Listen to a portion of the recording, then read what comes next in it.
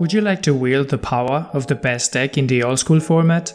Do you think you have what it takes to tame the spirit of this complex control deck? In this video I will present the deck's strategy, alongside its different angles of attack. And after that, I will uncover its strengths and weaknesses. Let's see how far we can go understanding the deck. The deck is a control deck specialized in card draw and optimal exchange of resources. Because of its excellent job at drawing more cards than its opponent and handling their threats efficiently, it can be catalogued as a card advantage prison deck. My build of the deck has 0 creatures, 32 spells and 28 mana producers, counting the Library of Alexandria as a draw card. With removal and permission together, we have 1/3 of the deck designed to stop whatever the opponent is planning to do. 7 cards dedicated for drawing is a relatively high number in the old school format, and that's what makes the deck's design unique.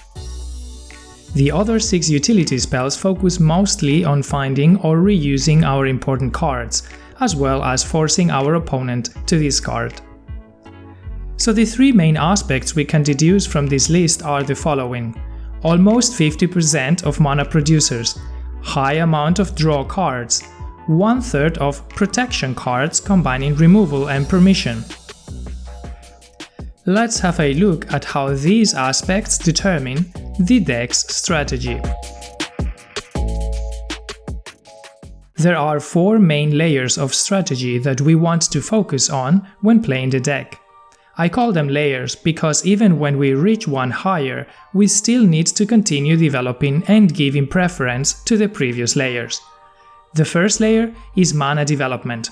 Nothing is more important than developing our mana base.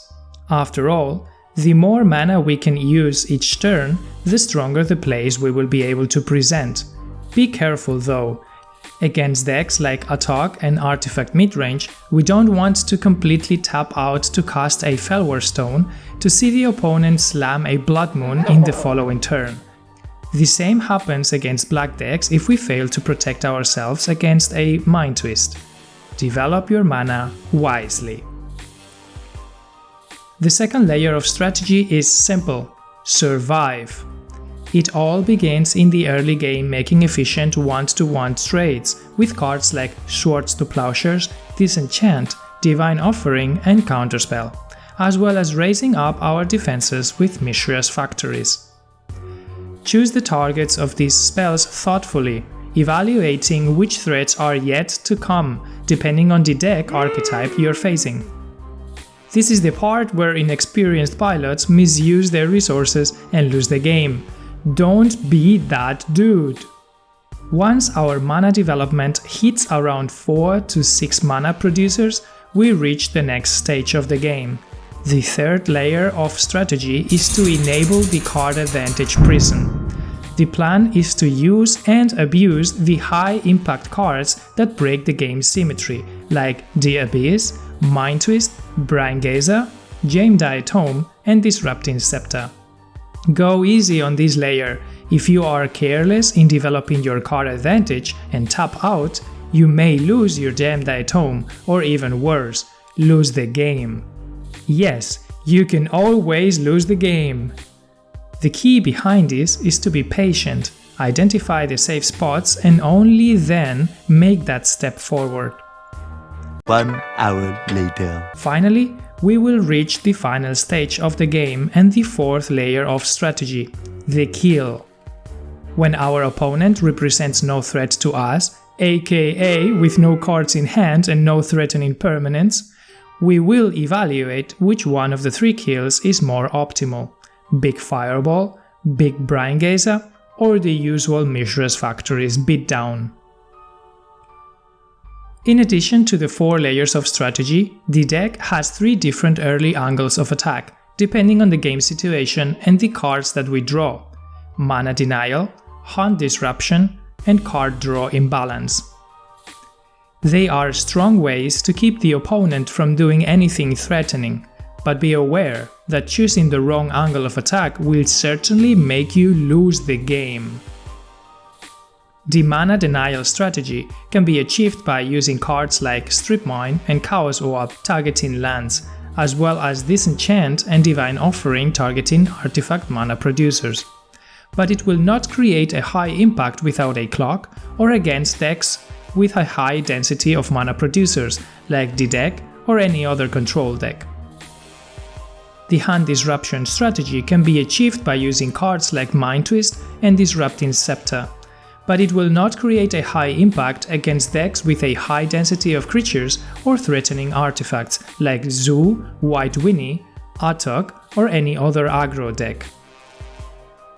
The card draw imbalance angle of attack can be achieved by exploiting the Library of Alexandria, but keeping its engine active will limit you to cast one single spell per turn. This reduces our ability to interact with early cheap threats backed up with disruption, so it will not create a high impact against decks like Jeskai Tempo or Esper Tempo. This means that we have to be wise when selecting our angle of attack. Drawing a Strip Mine in the early game doesn't necessarily mean that we have to fire it right away. It makes no sense to destroy an opposing land in turn 2 to find ourselves exposed against a turn 4 Library of Alexandria. If you are unsure whether you should follow a particular angle of attack, just follow the main strategy, do your land drops and survive until you can start activating your Giant Diatome.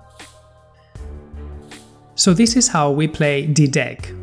It's time to see its strengths. There are 3 key points where the deck excels: versatility, resilience to land destruction, and a powerful endgame. Versatility is by far the biggest strength of the deck because it has the ability to adapt and oppose any threat in the format. It can remove any creature from the game with Swords to Plowshares, except for Black Knights, who can still be handled by Chaos Orb, Fireball, and Mishra's Factories. It can destroy any enchantment or artifact. It can also destroy key lands like the Library of Alexandria. It can counter any threatening spell like Mind Twist or big incoming fireballs or drain lives. And it can defeat its opponents with damage or force draw. When you really look at it, there is no strategy the deck cannot stop. Period. Having almost half of the deck dedicated to producing mana makes the deck very resilient to land destruction strategies. Packed with efficient cards that can react to opposing threats for just 1 or 2 mana makes it hard for land destruction decks to damage you while keeping the lock. Every turn that we survive playing the deck takes us 1 turn closer to victory. When games go long, the high impact of its cards, their synergy and reusability with regrowth and recall enable the card advantage prison. This grants the deck more access to resources than its opponent, which eventually results in finding an opening to apply the kill. When games go long, the one who can use more cards wins, and the deck is designed exactly to do that. These are the deck strengths. Let's have a look now at the weaknesses. Almost half of the deck consists of mana producing cards. The reason for this is to ensure early land drops and to power the expensive Giant Diatomes. But if the tomes are destroyed and the big Brain Gazer gets countered, the average quality of its top decks is very low.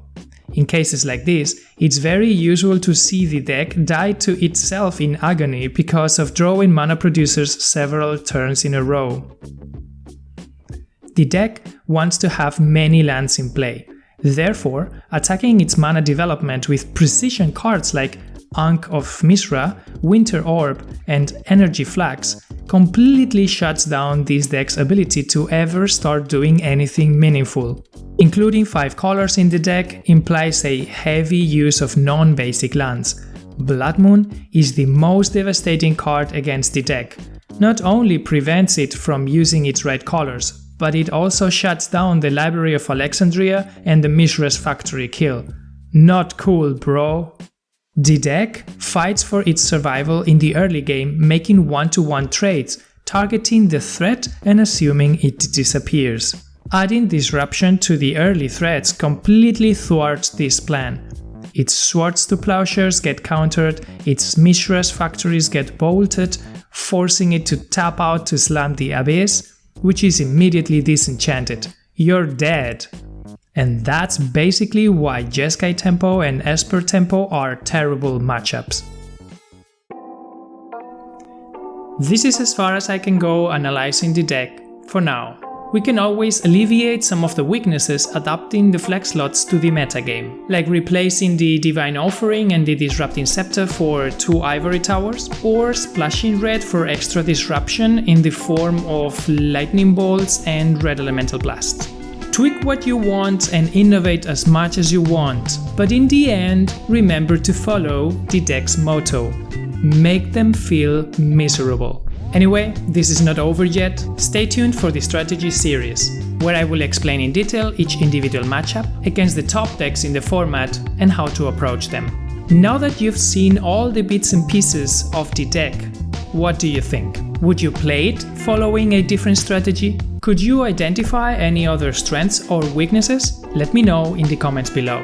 If you like this video and would like to watch more, consider subscribing and supporting me on Patreon.